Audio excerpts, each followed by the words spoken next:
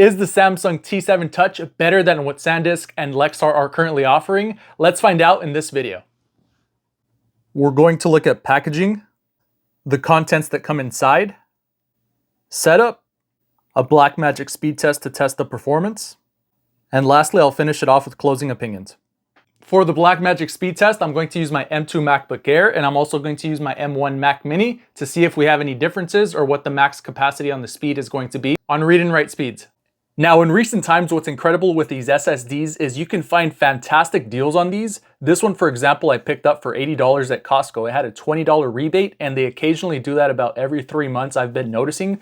So there are plenty of deals on these. Now, two distinguishing features this Samsung has that the Sandisk and the Lexar do not is it has an indicator light that's built in. Second thing is you have touchscreen security, which these do not. They do have password encryption, but however, if you guys see my Sandisk video I made, Lexar video as well, the password doesn't really seem to work on the Sandisk, and for the Lexar, I didn't really have too much luck either, so I'm going to see if this touchscreen is much easier to set up. Do be sure to like and subscribe as well because I'm going to be making a review comparing all three at the same time, telling you which one I prefer out of all three. Now, there are a few reasons why the fingerprint security is pretty valuable. One, let's say you have kids and you don't want them to delete any of the files you have. For example, when I was a kid, I was messing with the family camera and I saw a format option. I didn't know what that meant, so I just pressed it and it deleted all of the pictures that were stored on that camera. So this can be great if you have kids around the house, or perhaps if you have a lot of coworkers, you don't want them messing with your files, perhaps editing them. They want to get the upper edge on you and they might delete or corrupt your files. You want to have this a little more secure. And also, just realistically speaking, this fingerprint security is much quicker to lock and unlock versus always having to type in a password.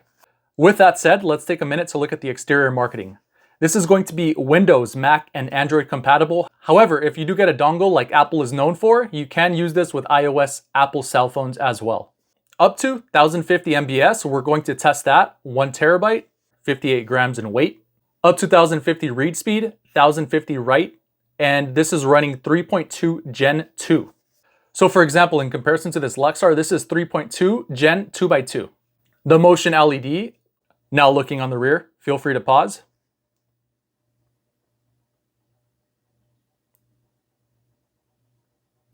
Three-year limited warranty. Sandisk and Lexar both have 5-year compared to this. Inside the box, we get 2 different USB-C cables, made in Korea.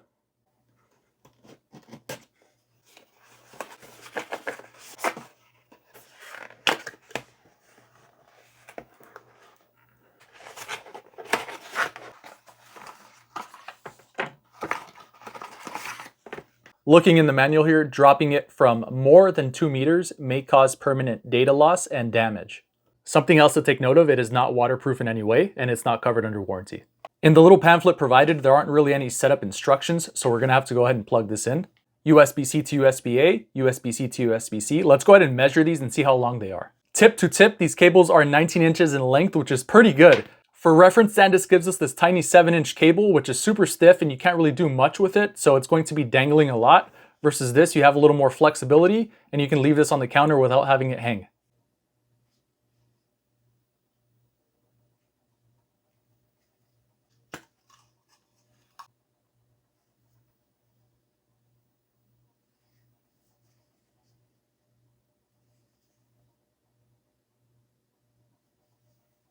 Let's plug it in for the first time, and this should be exFAT format, which means out of the box, it should work with Mac, Windows, and everything like that.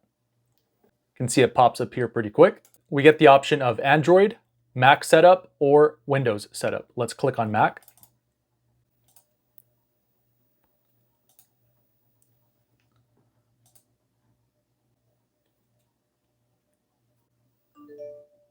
Installation was successful. It's going to have us restart our Mac. And right away, what's pretty neat here, you can see it has that light that's built in. After restarting, we see the T7 Touch there, and then the password setup right here. Let's go ahead and open that up.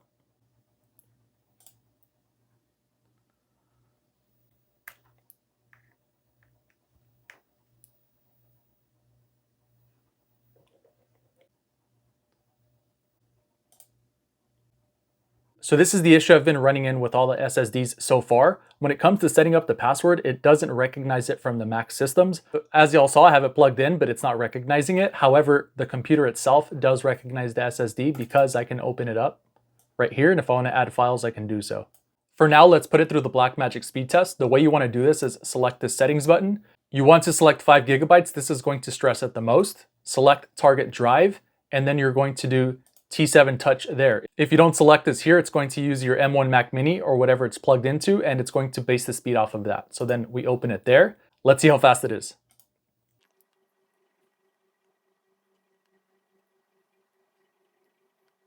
What we're noticing here, it's kind of struggling on the read speeds, which is kind of shocking, but we're also going to test it on the M2 MacBook Air to see if the chip has anything to do with that. The reason that both of my Mac devices might not be working with the fingerprint touch and the passwords, I just realized that I have File Vault for work. So I have File Vault set up on my MacBook as well as my Mac Mini. With that realization, there is a possibility that the File Vault is not allowing this to work. So for those of you that do have File Vault set up for sensitive documents and things like that, maybe that's a reason why this isn't working and none of the passwords on the other SSDs work as well. So just a little note to make there. I don't think many videos are covering that topic. With that said, we could still run Blackmagic here and see what speeds we're getting. Again, make sure it's 5 GB to stress this the most. T7 touch, open, and we're going to start our test here.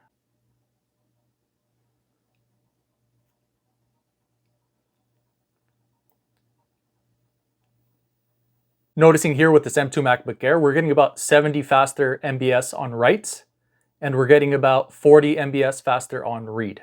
With that said, with the Blackmagic speed test, it doesn't seem like we're getting those 1,000 read and write speeds. However, we are getting kind of close to it in the 800s, high 700s, so close enough. Unfortunately, because I use File Vault for both of my Mac devices, I think it's disabling the fingerprint touch capabilities. That means I can't use this to its max potential with the security capabilities. However, it still does operate as an SSD, even though you do have File Vault. And do be sure to check out my next video because I'm going to be comparing all three of these, Sandisk, Lexar, and the Samsung, to see which one's the best bang for your buck. With that said, do be sure to drop your opinions down below, share some experiences you guys have. Have a great day, have a great evening, Striker out.